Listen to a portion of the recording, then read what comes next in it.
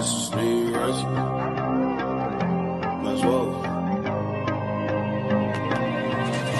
I'm walking through a ghost town, y'all ain't playing my sounds. Don't tell me to calm down, don't tell me to calm down. Only time I go backwards is when I wanna moonwalk. Don't test me, my mood's wrong. Don't test me, my mood's wrong. We are who we say that we are.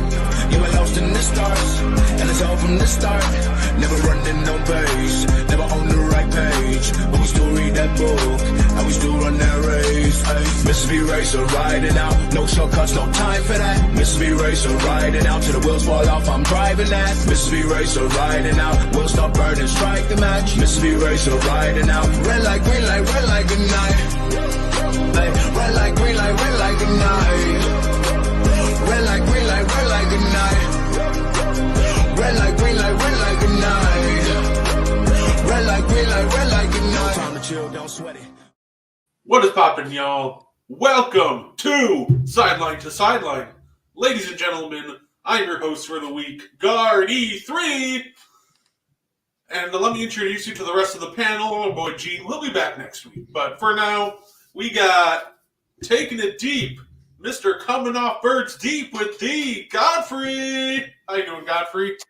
I'm doing great. I'm here to give you some dimes last week. I think I gave the public some dimes on the show last week that came true. So there's a lot of roses in my corner right now, I feel lately. But when you're running hot, you're running hot. So let's see if we can keep it going. No, fair enough. And of course, right below us, ladies and gentlemen, what can we say? The future for him is Drake May. Ladies and gentlemen, it is Kyle Edwards. How you doing, Kyle?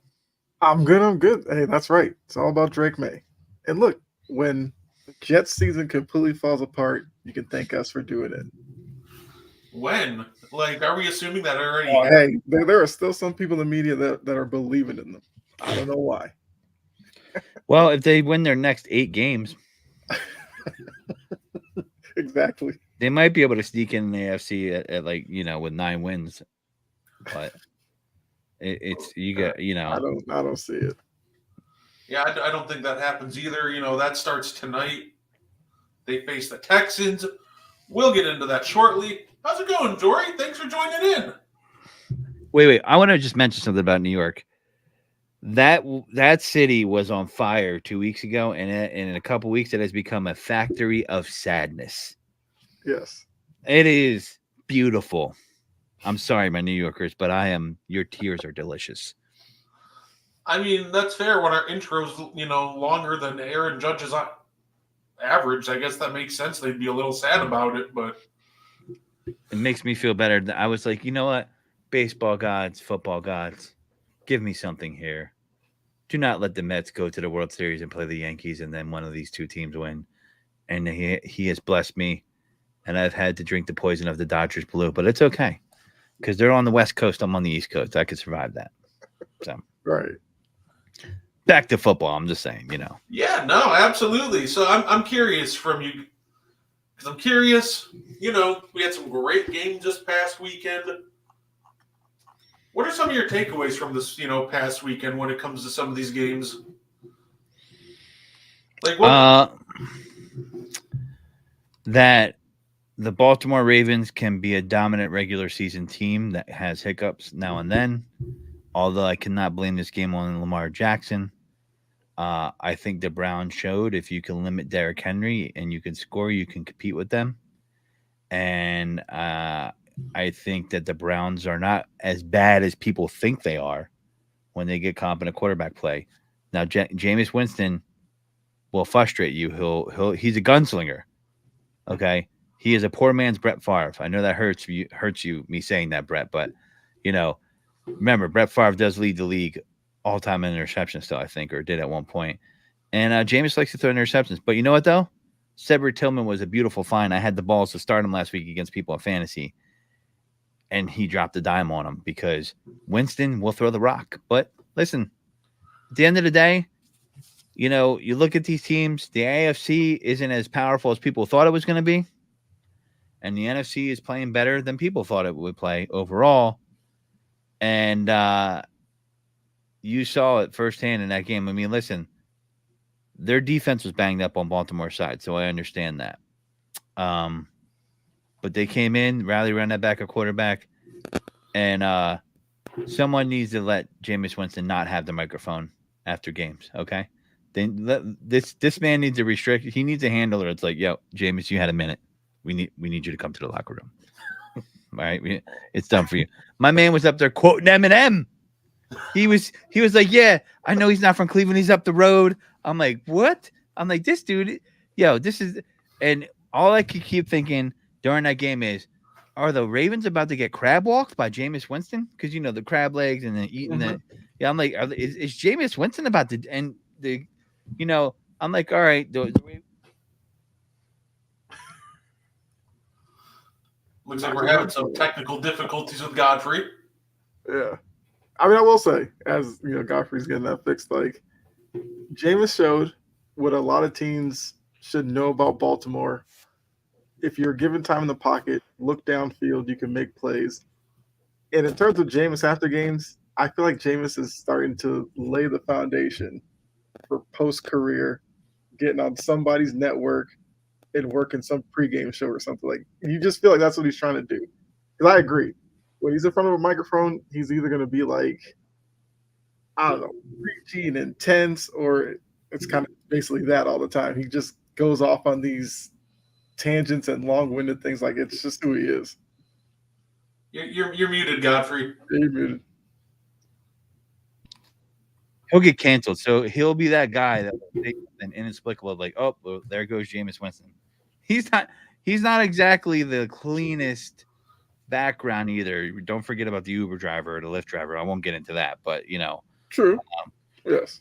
But yeah, you're dude. I don't know, man. That's the game that kind of had me thinking this week. Because listen, as good as Lamar is, and I think he's a good quarterback, and I think most teams would want him, right? I'm not going to sit here and say that. I could hear Raven fans in my background now, but I know a lot of Raven fans feel this way, and they don't want to say it. Until they win in the playoffs, it ain't shit. Exactly. No, that's fair. The Browns look like that team where, I remember before the year when we were picking our playoff predictions, and I think I picked the Browns to sneak into the playoffs. And all I said is they need competent quarterback play, and, Jameis delivered, and he delivered that and then some. He was very good. And who knows? Maybe they still can sneak into that one of those wild card spots. It'll be interesting to see how the back half of the season plays out with Jameis instead of Deshaun. Mm-hmm. And the fact that he was the third string quarterback behind DTR for a little bit too was wild to me, but I'm glad inadvertently Cleveland finally got it right with Jameis, and we'll see how the second half of the season goes. I think people look at Jameson and they're like, he has the physical ability, but they just look at him and they're like, I don't know about this guy, right?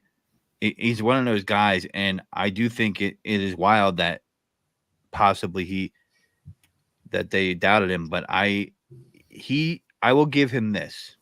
He's not afraid. He does not play afraid. Yeah.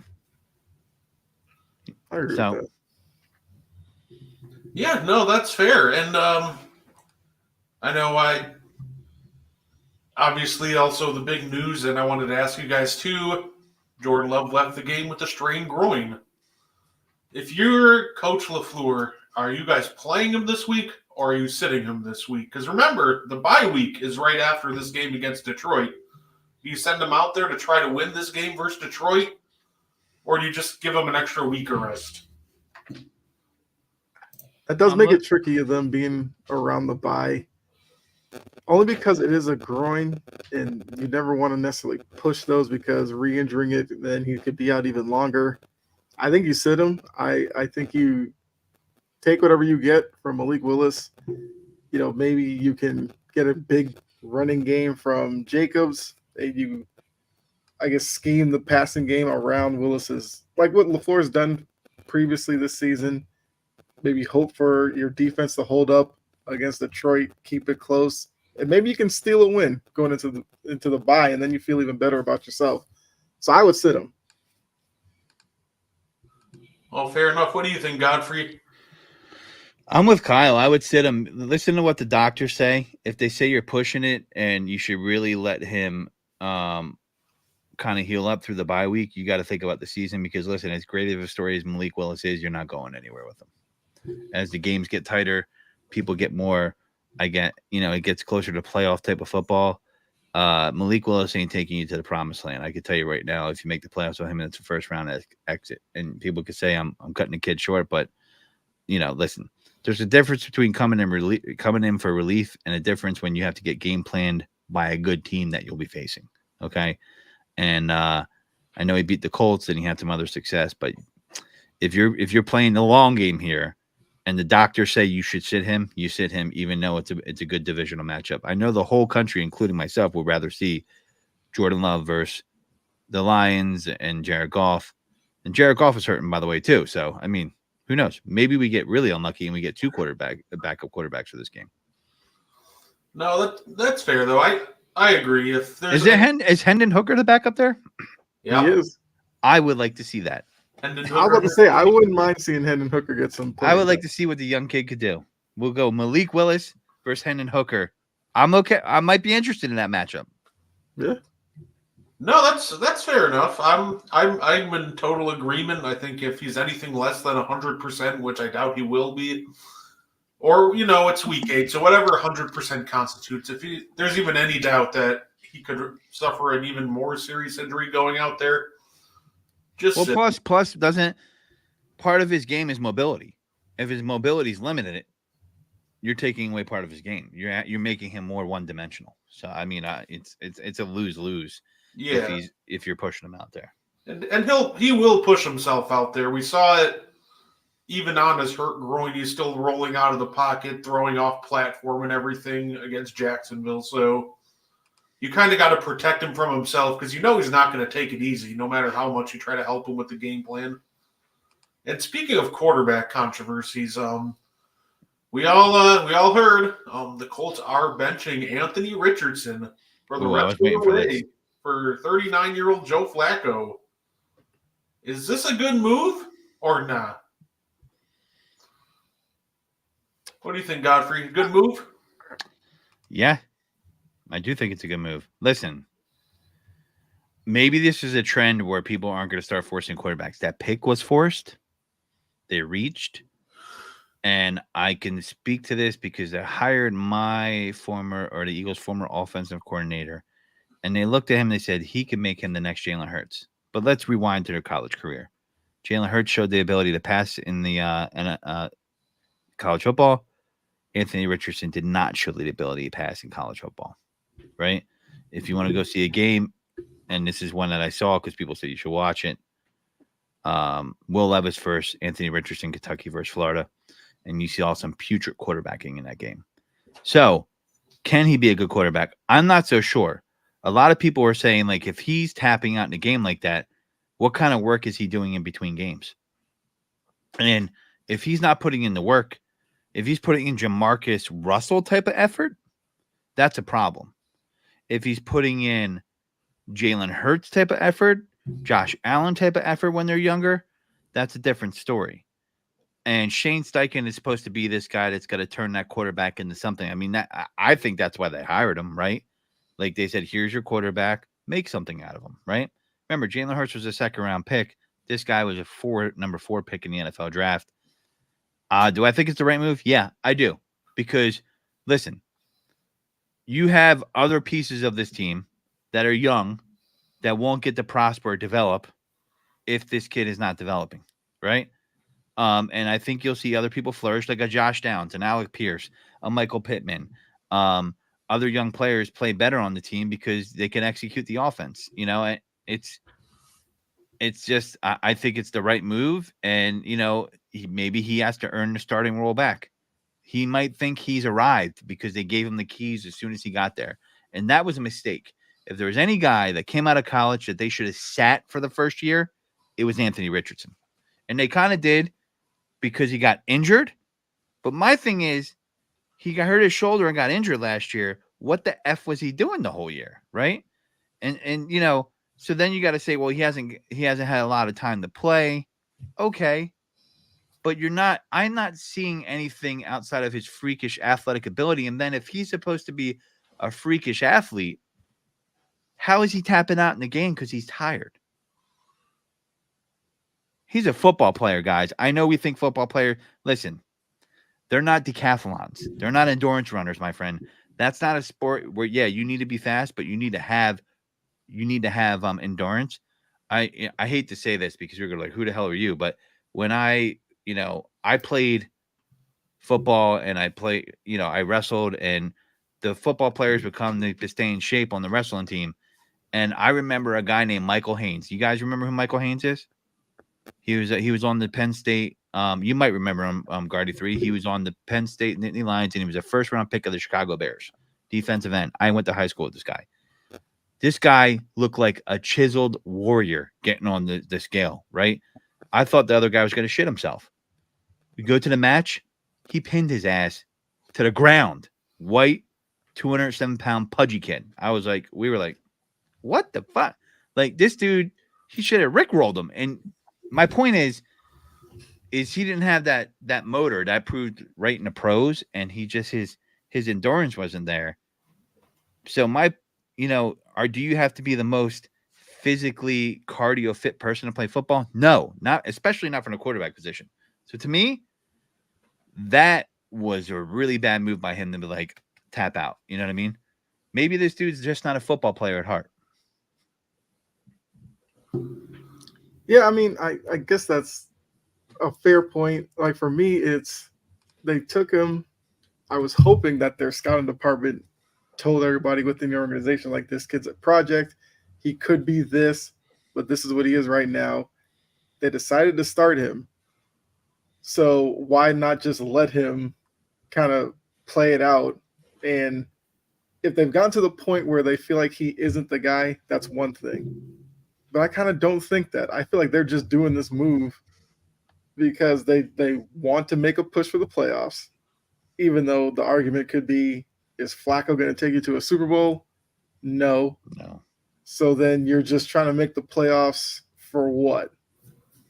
Like, you either should have sat Richardson to begin with, have Flacco start, and then eventually transition to him, or once he started, just let it kind of be and decide if he's good enough, are the pieces around him good enough, does the offense fit his scheme, like all that.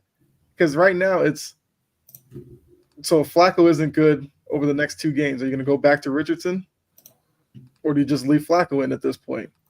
And just because he's a better quarterback, I don't understand where a lot of these teams take guys that we all see aren't ready for the speed and everything of the NFL game, but they throw them out there, and then they try to rip them out and then put them back in, and just yo-yoing them. It can't be good for the young quarterback. Like, be definitive with it, and if you're going to develop him. If you think you made a mistake, then yeah, start Flacco, and I guess draft somebody else. I feel like too many teams are trying to play it both ways, and that I don't understand. Because you can look at Bryce Young. Bryce Young gets pulled. Now they're back to him, and it's like now they're committed to him again. If you're committed to him, why'd you pull him the first time? That's my only worry in this situation. Yeah. I think the Colts just butchered this right from the beginning. Yeah.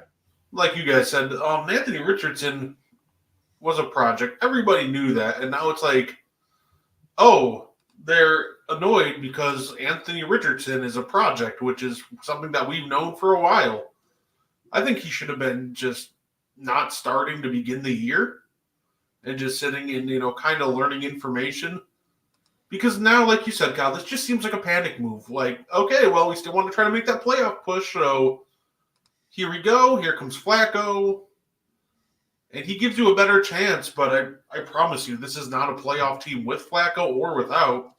The Colts aren't making the playoffs, and if they do, they sneak into a wild card just to get trounced in the opening round. So, I mean, I think teams are in the business of putting mediocre quarterbacks in place. I don't know if this kid's mediocre, but I think the difference with Anthony Richardson, when you look at even a Bryce Young showed he could do it in college. Anthony Richardson didn't.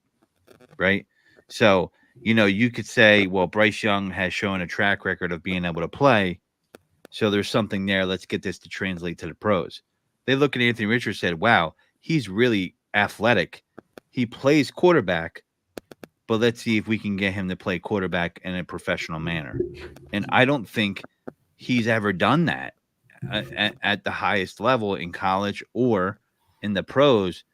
And I think sometimes, listen, Donovan McNabb got benched in Philly, right? Mhm. And there's quarterbacks that I think sometimes you need to be benched, man. Like, listen, if you keep doing the same thing over and over again, maybe benching Bryce Young, getting him to take a step back might help him. I don't know. When Bryce Young came in the league, I had questions about his physical traits. Like, he's small as a quarterback. Can he do that? And I was on the fence about him because I was like, CJ Stroud, I went back and forth, and we've seen how it's played out. Anthony Richardson, he's a big boy, but Shane Steichen has shown the ability to take a quarterback that's more athletic and strong, like a Jalen Hurts, and put them in a winning position. They have weapons there. And if he's not running the offense, then you got to put someone in there. And I liken it to the Pittsburgh situation. And everybody down here that listens to the show regularly knows I am a Justin Fields fan. But to be fair, he throws a line drive ball. Is Russ the prettiest? No. But look at the offense is making plays now. And he runs the offense. And that's what they want him to do. And at a certain point, when you're a young quarterback and you're an athletic freak, you're not going to get to the NFL and be successful by being the best athlete on the field. You have to be the best player on the field. And I think Anthony Richardson isn't translating that in his game right now or showing pieces of it is. And I don't, you can't out athlete everyone in the NFL. Everybody's the best athlete, right? You're not playing Altoona State. Like, stop, No, that's fair. That's fair. Do you want something you want to add, Kyle? No, the only thing I was going to say was, like, with Pittsburgh, the only thing that's different is when they brought in Russ and Fields on the offseason, their plan was to start Russ. It was it was unfortunate that Russ got hurt early in the process. So them going to Russ was their original plan. But I do get what you're saying about that one. But with Indy, it's like they drafted him. They made it seem like he was like the new age quarterback, run, big arm, and that's how they're going to win. And now it's like they're surprised he can't make all the throws that anybody who watched him at Florida just a couple of times knew he couldn't make all the throws. So I just hope that the benching is to actually maybe get him away from it and work on skills with him. Like if they go back to him like next year and he looks like the same quarterback, then why waste everybody's time? Yeah, that's fair. That's fair. And, hope nothing more for the best for him. But, I figure, why not? We got a couple of great games on the ledger this upcoming week that we could talk about and preview. We got actually, my favorite games currently are divisional games. So why don't we start with those? We'll start with, we got the Seahawks and the Rams. Those games are always fun. Like, there's something about them that are just completely unpredictable, and they're a ton of fun. So I'm curious, what are you guys' thoughts on Seahawks Rams? It seems like the Rams have momentum going into this one. I mean, the Seahawks are coming off getting absolutely destroyed by Buffalo. The Rams got Nakua back and their wide receivers. Their offense looked a lot better. I mean, I still like the makeup of Seattle's team. It's just that part of me, like in the back of my mind, is wondering, did Seattle miss an opportunity? Because the Niners have been struggling. The Rams had their own issues. The Cardinals been up and down. And you look in that division and everybody's still kind of bunched up together.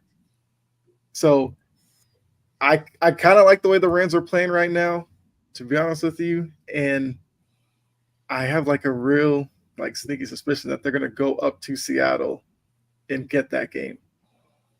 Like this may be kind of the turning point in the Rams season where a lot of people who liked them early on before the season thought they were a playoff team, could win that division, could maybe even be a contender in the NFC. I think they might go on a little run here. So I kind of like the Rams in that matchup. Oh, fair enough. What do you think, Godfrey? I like the Rams. I'm going to say something probably that's a little bit of a hot take here.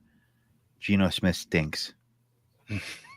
Listen, he's had a nice run. Maybe he's having a bad run and he can play. But man, when I watch those games, like you see all these mistakes. I don't know if it's his fault or not. Snap gets messed up. He slips. He falls.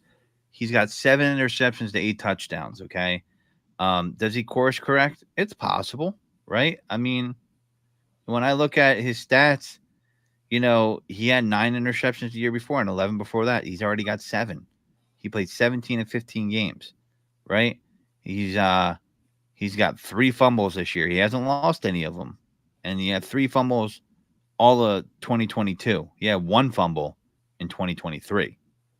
So he just doesn't look good to me. I don't know what's going on. Maybe he's learning a new system with the new coach.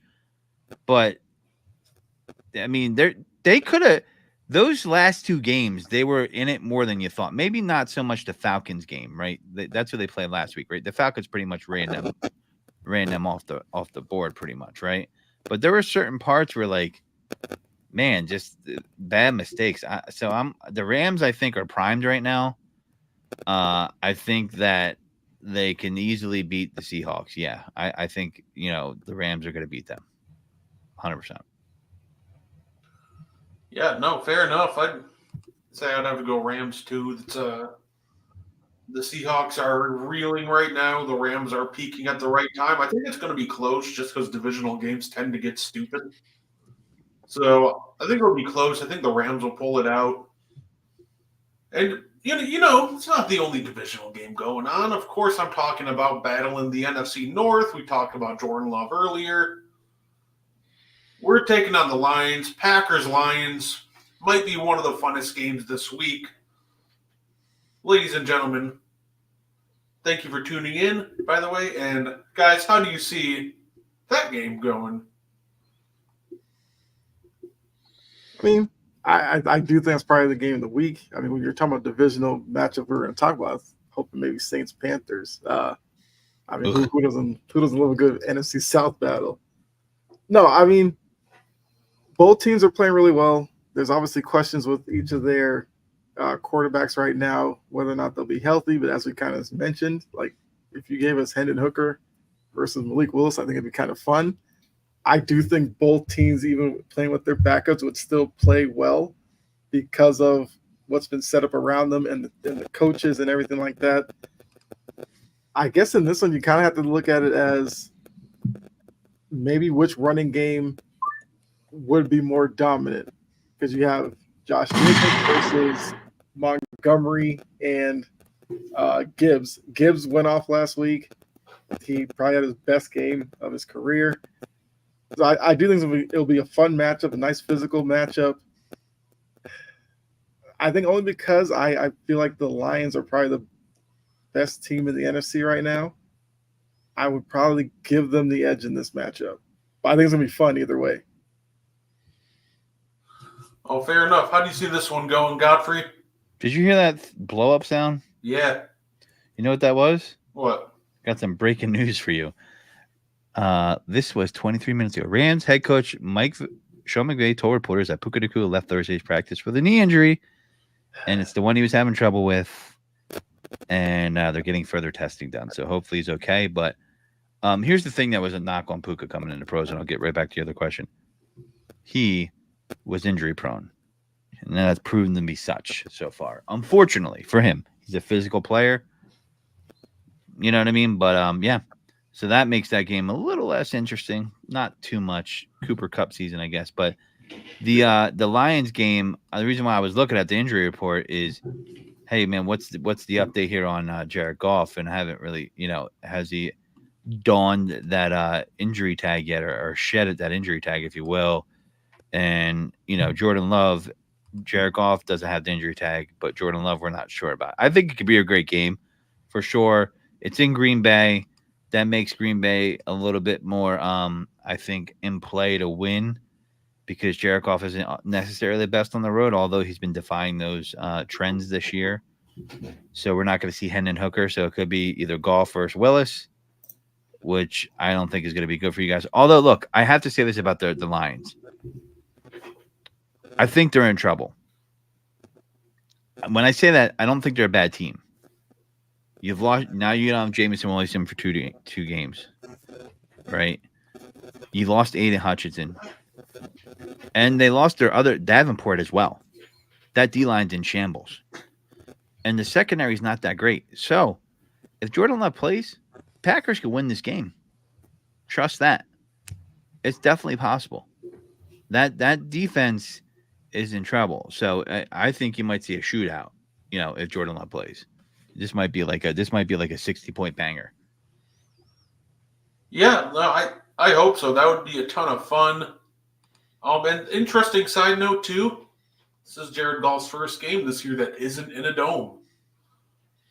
Didn't know that. Nice pull. I did not know that. Well, Interesting. We'll see what happens because this will be the first time all year that Goff has had to adjust to the weather and how's it doing outside. So overall, obviously he's a seasoned pro. I don't think it'll bother him too much, but it also might. So we'll see. I think it'll be a shootout. I got to back the Packers. I wouldn't be shocked if this game went either way, but I think this will be a lot of fun.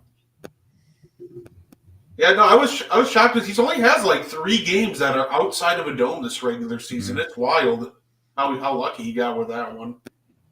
A lot of injuries going on this week. Mm-hmm.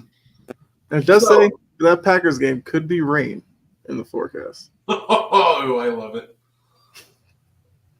So be cold as balls in that rain. That's what I'm saying. It might come down to the running games.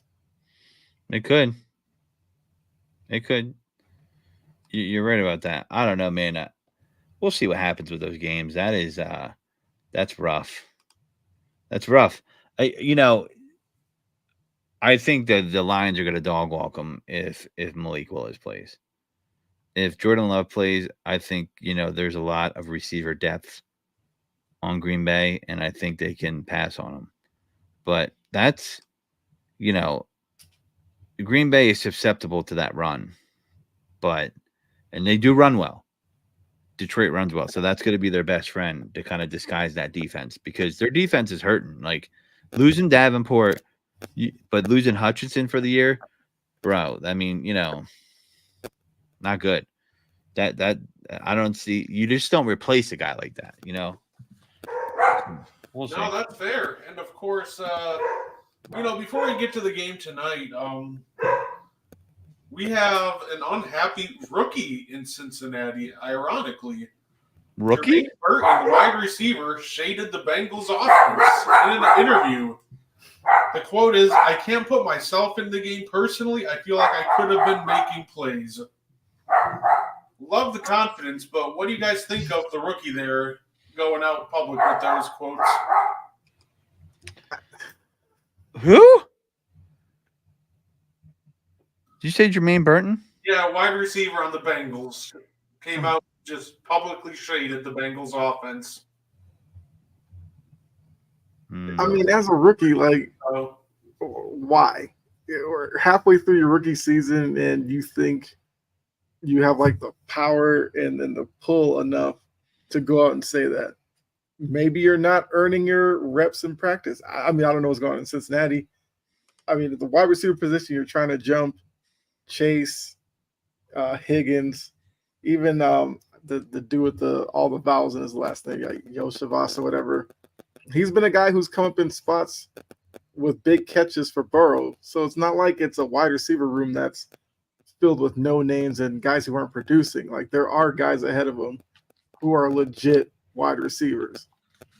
So if he wants to get playing time, maybe it's as like a kick returner or something. Like make your way somewhere else. And the coach will put you in eventually. I mean, injuries can happen. Situationally, there may be a team that matches up that they can throw him out there. But now you're already turned into the guy who, I mean, we know wide receivers love to have an ego and everything like that. And there might be a worry that maybe he's another one of those without actually doing anything on the field yet. I feel like you, as a rookie, you need to earn that ability to call out your team. You got vets in that locker room who don't want to be hearing from you in the media. Like it's a bold move to take. I doubt it works in his favor. Yeah. This is called not being able to read the room. Yeah.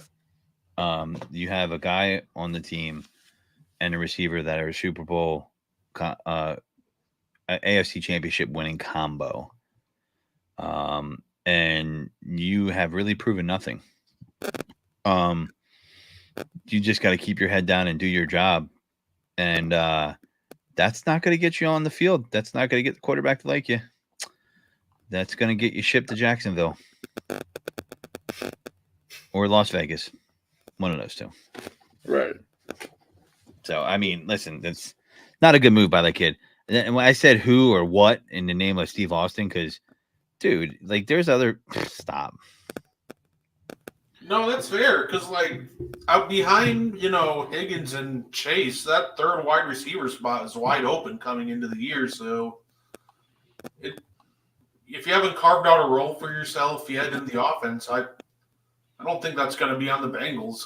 Like, you really got to work your way up, and, trashing the coaching staff for not putting you in the game to make plays isn't really going to fire you up the depth chart anytime soon. Yeah. Right. Also, remember, Higgins is playing on the franchise tag. There's a good chance he's gone next year. That might be Burton's opportunity. Not now. No, that's fair. Not now. Of course, I also wanted to ask you guys about this real quick. What did you guys think of Tua's comments snapping back at that reporter?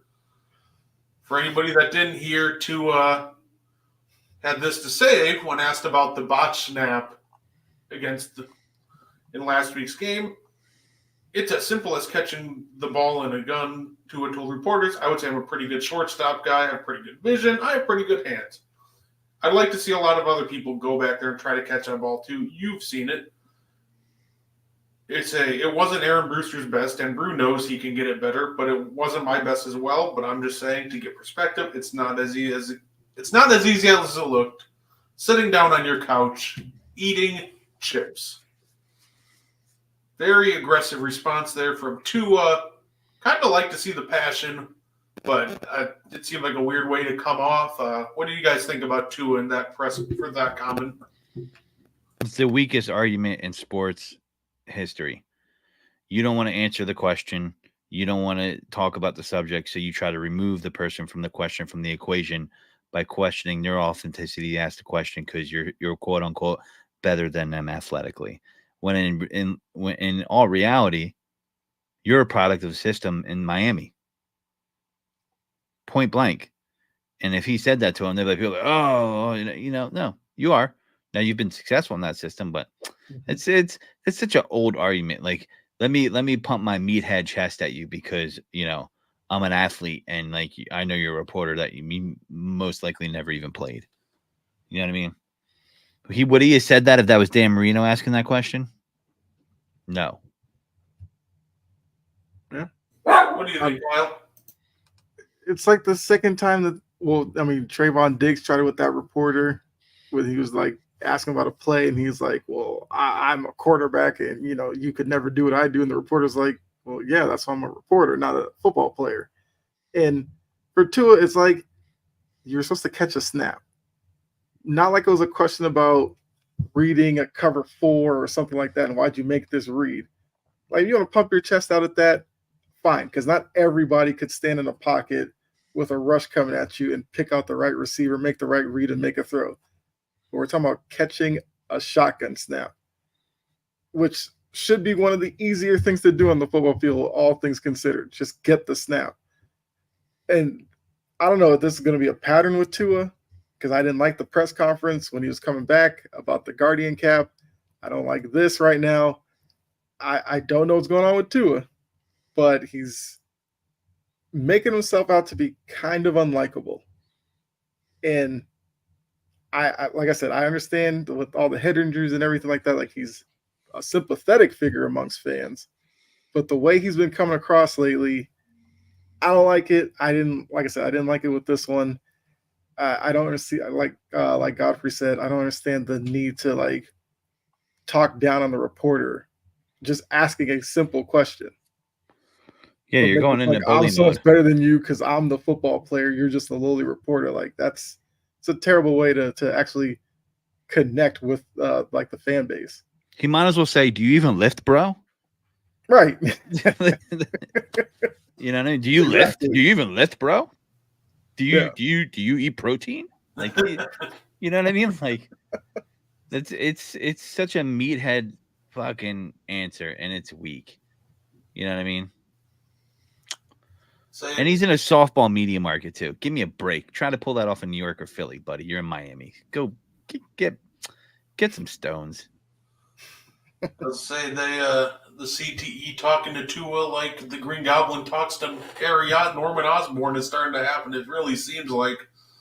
Because I don't know, like Tua did come across as likable, but all of a sudden, after taking like the latest hit, he's just come off as almost the opposite in these past couple weeks. So they'll definitely be paying attention to his post game press conferences and seeing if this is a trend that continues, or maybe he's just a bit grumpy these past few weeks.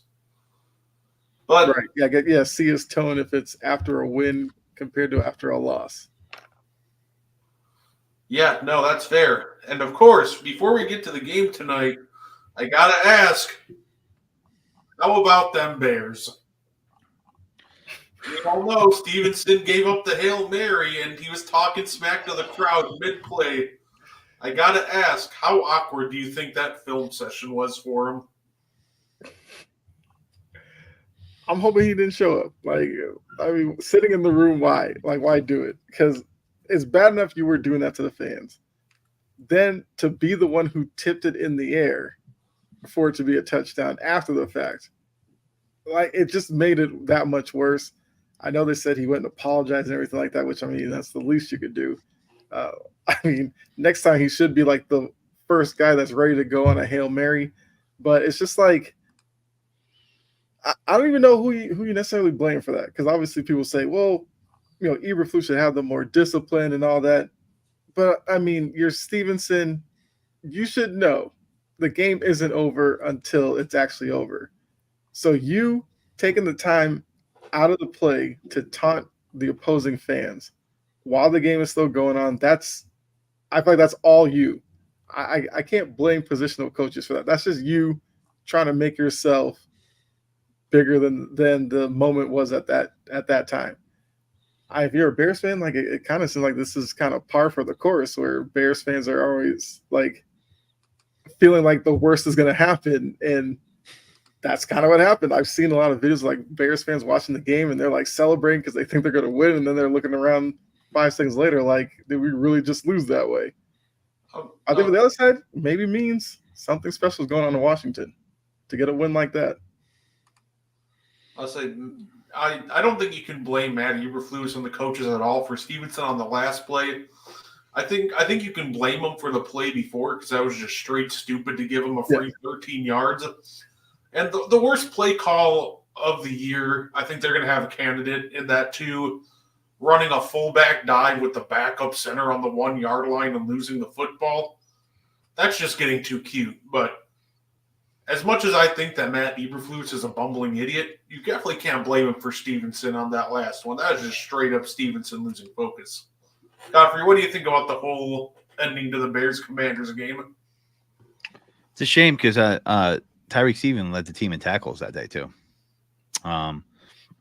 He's a good player, I believe a second round pick.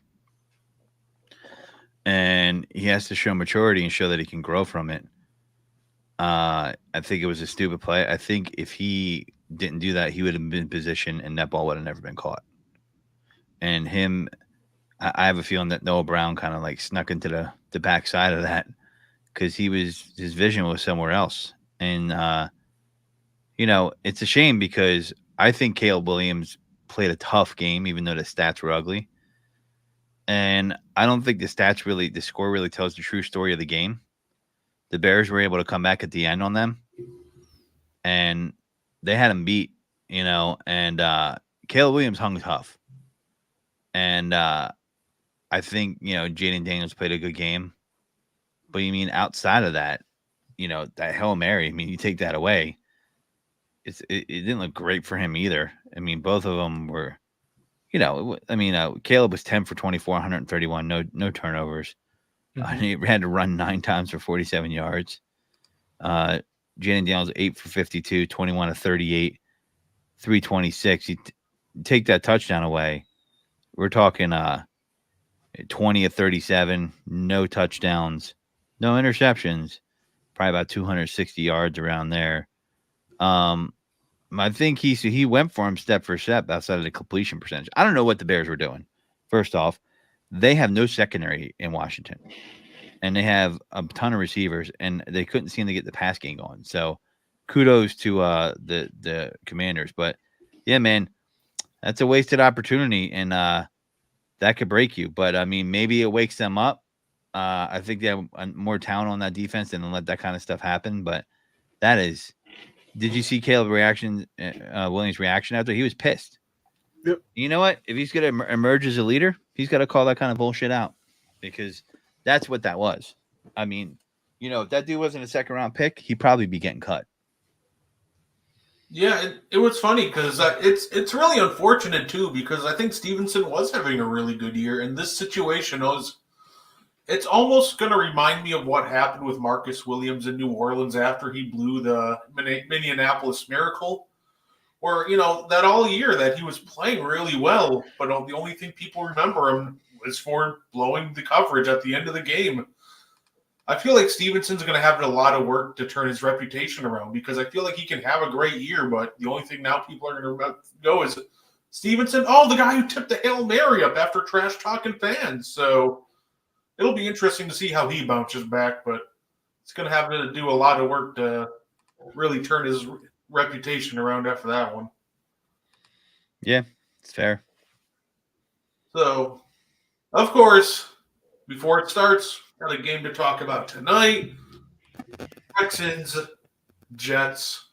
As we all know, Kyle's heartbroken down there. Jets are reeling right now. They're not having a great run. What do you guys got happening tonight? Kyle, we'll start with you. How do you think the Jets turn it around tonight, or another one bites the dust for them? I feel like it's going to be something where they probably get off to a good start. Maybe they score the first touchdown. Jets fans will be happy and celebrating. But I think eventually the Texans will show that they are the better team. The key is going to be, will that Jets O-line hold up against the Texans pass rush, namely Will Anderson? Because if you don't pay attention to him, he's going to get into Aaron Rodgers. He'll, knock him down. If Aaron Rodgers, the game starts going south, we'll see what the Rodgers body language and everything. He'll get sulky. And once that starts having what's going on control, once that happens, the whole mood of the team changes. And I just feel like it's going to be more heartache for Jets fans tonight. And I also want to see that defense, because the defense has kind of been getting a bit of a pass because everybody's been looking at Rodgers in that offense. But there's been several times this year where the Jets defense has looked pedestrian. And the Texans do have, they have weapons on that side of the ball, even without Nico Collins. But maybe it's a Joe Mixon type of game as well, because we've also seen some running backs have decent days against the Jets as well.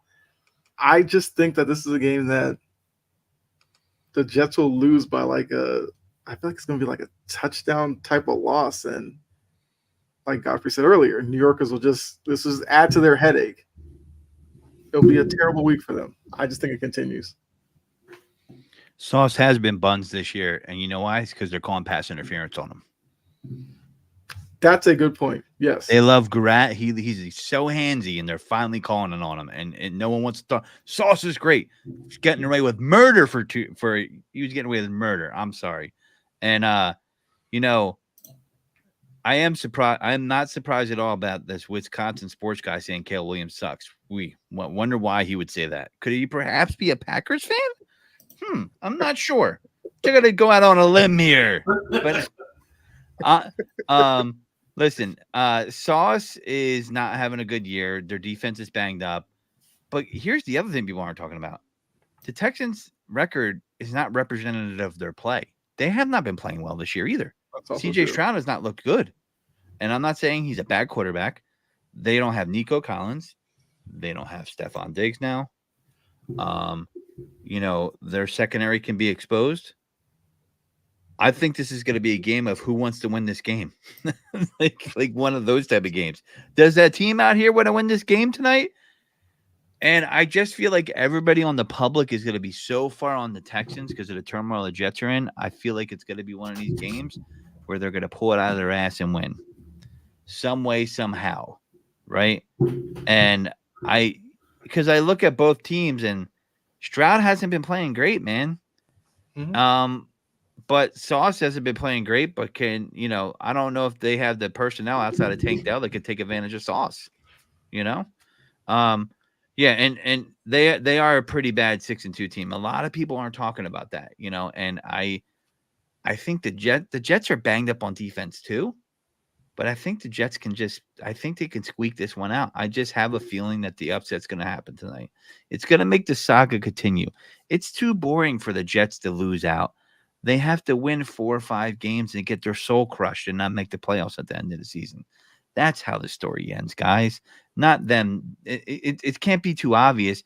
They got to play with their emotions a little bit and then crush it in the last week of the season and miss the playoffs by 1 game. And then think about that Patriots game that they blew. Right. But it's almost like for the past couple of weeks, this is the week the Jets will do it. Because look, after the first Patriots win, they get the Broncos. Everybody's like, oh, the Jets will just continue their winning ways. They lose 10-9. Then you get the Vikings. A lot of Jets fans were like, oh, we don't believe in Sam Darnold. This is when they'll make it work. They lose that one, 23-17. Then they got the Bills. Whatever, that was a tough game. They lose that one 23-20. And wasn't that a game where I think Rodgers had a chance? Didn't make it happen. They get the Steelers when a lot of people weren't necessarily buying into the Steelers fully. They thought they were going to turn around then. They get blown out by the Steelers. And then this past week, they get the second chance at the Patriots. Everybody assumes Patriots are trash. This is the Jets' feel-good game, and they lost that game. So I think the Jets are out of, this is the game where they get right. I don't know when that happens because even after the Texans, they get the Cardinals. The Cardinals are as Jekyll and Hyde as any team. I don't know what that's going to look like. And then you're getting like the Colts and Seahawks and stuff like that. This season could get much worse for the Jets before it even starts to get better. Did I pick the Pats last week? I don't think I did. Yeah, I actually think the Jets will pull this one out. It almost just feels weird because this feels like a game they should lose. They're facing the 6-2 Texans, but Aaron Rodgers is generally he's normally a very good second half quarterback. We've seen him do it year after year. Granted, I don't know if he has enough in him to drag this team back to the playoffs or anything like that, but normally it does take him a while to hit his stride. Remember, he started out 4-6, which isn't 2-6, but he started out 4-6 and then told everybody, I think we can run the table, then proceeded to run the table. So this is a guy who's normally picks it up in the second half of the year, and I think that starts out tonight. And I think it starts against the Texans. So, yeah, I'll go with the Texans. Is he cooked, though? Is Rodgers cooked? I don't think he's cooked. I mean, he definitely doesn't look like the same dude. People aren't talking about it. I mean, I don't know, man. He might be cooked. I think it's possible. I think he's shown enough that he isn't cooked yet. He can still make all the throws he needs to. I think right now the difference is he just can't carry an offense anymore. I think he needs more schematic help than years past, but I think he can still definitely play. He's still better than a lot of quarterbacks out there, but he's definitely not the same Aaron Rodgers MVP level player anymore. Probably closer to a mid-tier Aaron Rodgers. But he's in New York where you have Breece Hall, Braylon Allen, you have Adams, you have you have guys on that offense that he shouldn't need to necessarily carry the weight of their offensive production. It kind of seems like he wants to be that for his own ego. Because we know plays that are coming in from the sideline, he's deciding what they run. Like the Jets made that perfectly clear. They're gonna roll the red carpet out for him. They're gonna do whatever they want, whatever he wants them to do. So whatever shortcomings this offense may be having because they're not utilizing the pieces around it, I'm putting that on Aaron Rodgers. I'm not. You can't put it on Saleh anymore. They ran him out the room. Like, where else do you go with it? And I think that's a big part of the problem, Kyle. It's somebody needs to tell Aaron Rodgers he needs schematic help, and you're not going to get any schematic help from Downey or Hackett. Whoever's calling plays at this point. I know it's Todd Downey, I think his name is, but he was also not great before he came to the Jets at play calling. So overall, it's going to take a little bit of Aaron Rodgers toning it down and just accepting more motion and just little things to help him out, mixed with just better coaching. So, well, I mean, listen, what about Father Time's undefeated? I heard Richard Sherman. I don't think he really thinks Aaron Rodgers is that same quarterback that he faced in 2 NFC Championship games. I mean, I don't. If they're gonna, I'll put it to you this way. This is where you know who the Jets are. We already know who they are. But if you want to talk about a gut check game, a must-win game, you have all the pieces and you've gotten everything you've asked for. Hassan Reddick now has a second game back or a game under his bag, and you're going to show up at home on Thursday night. Your back's up against the wall, and you said you know how to live in the darkness. You better drink that ayahuasca, Aaron Rodgers, and envision this win and make it happen. Because if this is the edge, you will not come back from this if you do not win tonight. That's simple. That's simple. And that's what makes this game compelling. Is this Aaron Rodgers' swan song? No, that's fair enough. Like, he still makes enough plays throughout the game where you can see, like, he's still a very talented quarterback, but yeah, it's very well, it could be a swan song. But anyway, that was a lot of fun, guys. That's all I had for us today. Is there anything else y'all wanted to add? Yeah, no, not really. I just think Aaron Rodgers is, I need him to do well because Devontae Adams is dragging ass on my fantasy teams, and I'm a little upset about it. Okay, I'm a little pissed off, and I thought he was a steal in the second round. He is like a ball and chain that is drowning me. I'm still in first place in a lot of these teams, but bruh, like, is he cooked too? Like, someone needs to show up. Like, I'm sorry, man. Like, Devontae, stop. Man, you're talking to somebody who drafted Garrett Wilson and I've had to sit there and He's been performing at least. Yeah, I guess lately, but he went through a couple of weeks where it's just like, I don't know what he's going to do. Also, another thing for tonight is this is the game in New York right after the Yankees have just lost. So now a lot of those Yankee fans are now tuning in, watching the Jets. And this might be the perfect theater for Aaron Rodgers. He may think he's going to be the guy who saves New York. So that's probably the Jets' best bet tonight, because we know he loves that attention. What's he going to do with that Alan Lazard though? They're probably bringing Randall Cobb through the back door and he'll show up. I don't know. He would do that. He would do that. That's what's funny, because he would 100%. They just released Robert Tonyan. Yeah, Robert Tonyan. That's fun. Oh, well, what about is this offensive buddy lineman guy going to show up? Like, I don't know, man. Like, at a certain point, I don't know. You can't. This is the most up against the wall Aaron Rodgers has been in his career ever.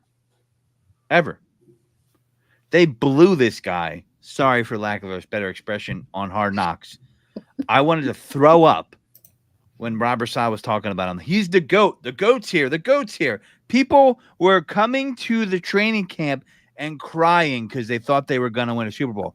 I am not joking. There were fans crying tears.